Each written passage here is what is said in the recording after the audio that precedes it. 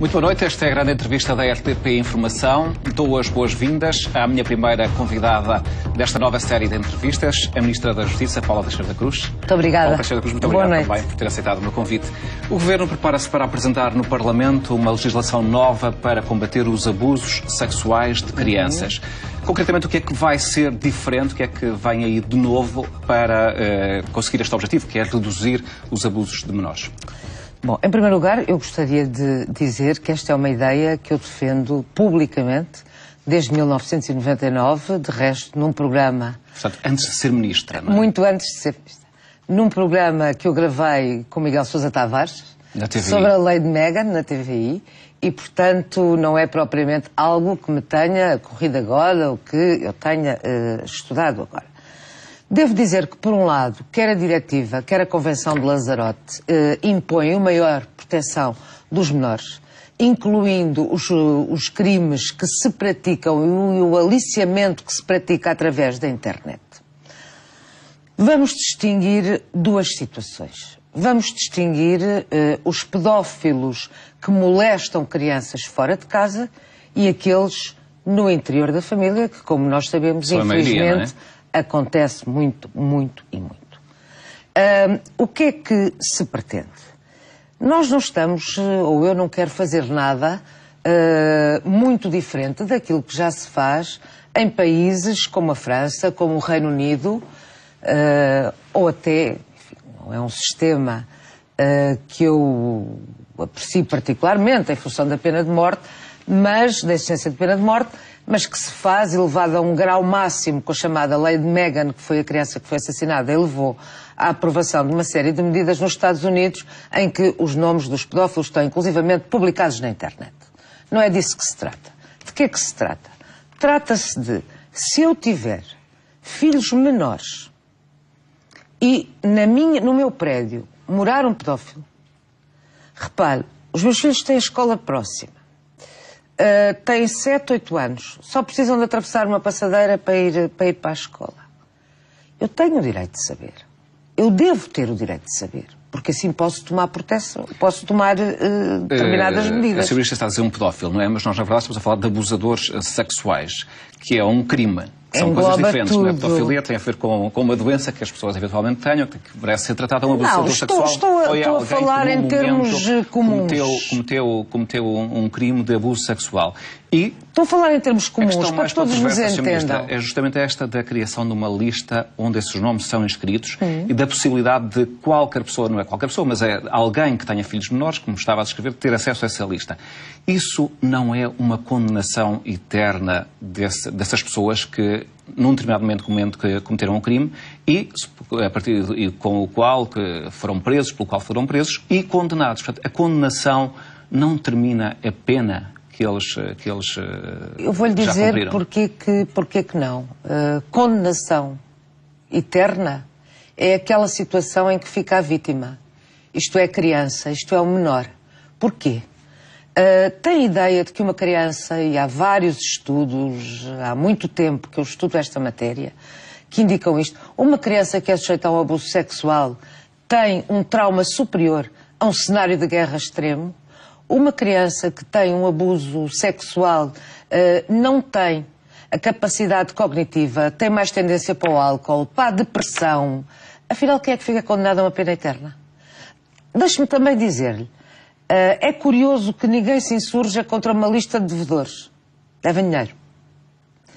Mas se for uma lista de alguém que, numa percentagem muito significativa, condena uma criança a uma vida de depressão, a uma vida de menores capacidades afetivas, a uma vida de problemas de cognição, de disfunções afetivas, quem é que afinal aqui está a ser condenado para sempre? Eu não me parece, de resto, nós já temos legislação que proíbe pessoas condenadas por esse tipo de crime de exercerem determinadas profissões. Sobretudo aquelas que têm a ver com a relação com crianças, não é? Claro. E, portanto, quando nós olhamos para a questão da pedofilia... Essa questão não é controversa. Aqui a controvérsia tem a ver com o acesso dos pais ou dos responsáveis por crianças a essa lista. E o facto dessas pessoas que já cumpriram a pena, no fundo, poderem ser expostas permanentemente a esse facto de que... Há um dever de sigilo. Uma vez na vida, uma vez ou mais, não é? Não, normalmente, como sabe, a taxa de compulsão... Eu falo em pedofilia para que os telespectadores nos entendam, não é? E não de perversos ou de molestadores. Falo em pedofilia para que nos entendam todos. A taxa de compulsão, isto é, de reincidência, é tremenda. Tremenda. E, portanto, a possibilidade de voltar a cometer o crime é tremenda. E eu pergunto, quantos inocentes já sofreram, quantas crianças já sofreram situações até que vão à morte, de pessoas que foram condenadas por esse crime, são libertas e depois... Nós estamos a falar de um problema tão complexo, tão complexo, tão complexo. Nós não estamos a falar aqui de uma segunda condenação. Nós estamos a falar aqui da possibilidade do superior interesse da criança e de poder proteger as crianças. Não é propriamente como acontece nos Estados Unidos, independente da bondade ou maldade do sistema, segundo a liberdade de opinião que cada um tem, que está, eu vou à lista da internet e encontro lá nomes, moradas, fotografias, etc. Não é disso que estamos a falar. Agora, temos que ter mecanismos de proteção. Isto quer fora, quer dentro da família, que é um problema também muito complexo. Onde nós prevemos a impossibilidade de exercer as responsabilidades, responsabilidades parentais entre 5 a 20 anos. Não é a existência de uma lista que vai resolver o problema, não é? As pessoas da família sabem. Sabem? Em princípio, sabem muitas que isso vezes aconteceu. não sabem. Não, depois da muitas vezes não sabem. Depois da Sempre condenação, que há uma sim. condenação, sabem, Depois da condenação, sim. E a inscrição nessa lista é posterior à condenação. Claro. Agora, o que passa a acontecer é que essas pessoas ficam impedidas de exercer responsabilidades parentais ou semelhantes, estou a falar na tutela, etc., relativamente a essas crianças isso, por um período... já não é assim? Não é rigorosamente assim. Não é rigorosamente assim? Não é rigorosamente assim. Não. E, portanto, é óbvio que nós precisamos de proteger, quer dentro da família, quer fora. Até porque isto é um fenómeno tão complexo, tão complexo, tão complexo, que nós temos muitas vezes casos de síndrome de Estocolmo. Porque é um crime com uma perversidade. Se associa ao próprio abusador. É uma perversidade tal,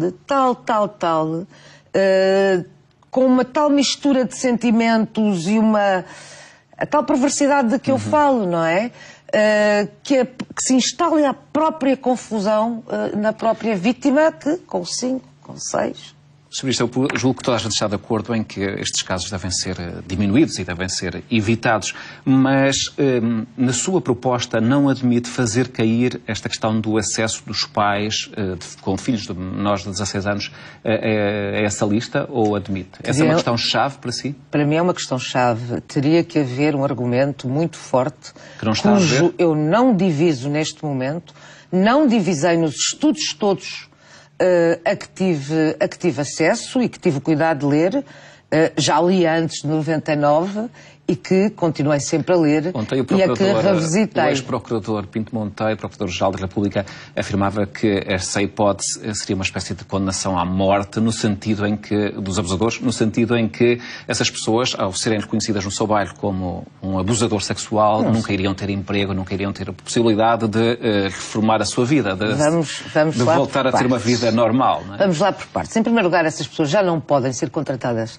para diversas atividades que se relacionem com crianças. O problema tem a ver com o registro criminal em que desaparece. E essa é uma outra discussão, se deve desaparecer ou não, dada a compulsividade e a taxa de reincidência.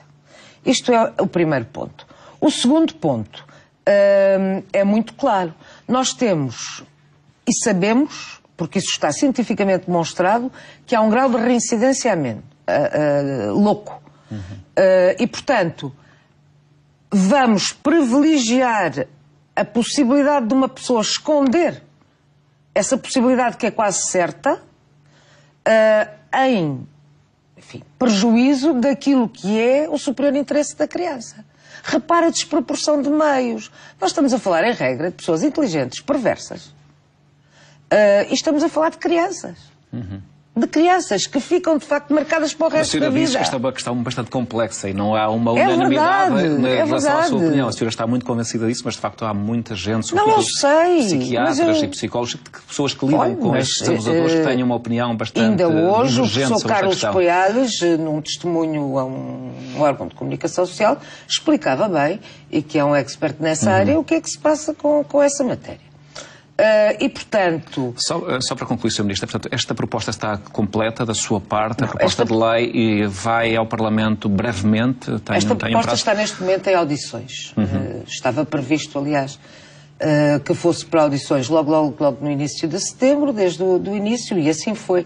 Foi para audições e para consulta dos profissionais forenses, e não só.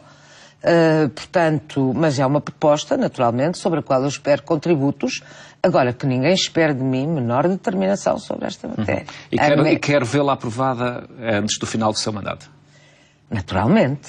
Naturalmente, senão ela cai. Eu até acredito que muitos aplaudiriam que ela caísse. Mas quando se tem a responsabilidade que eu tenho, há obrigações que temos que cumprir, por muito difíceis que sejam. E por muito incompreendidas, sobretudo pelas elites que sejam. Vamos, assim, as elites que às vezes acusam a Sra. Ministra de ser populista com este tipo de medidas, nomeadamente esta do... Alguma dizer, acusam-me de ser populista e o contrário, não é? Tão depressa me acusam de ser populista como me acusam de ser teimosa por causa da introdução das especializações e da reforma judiciária.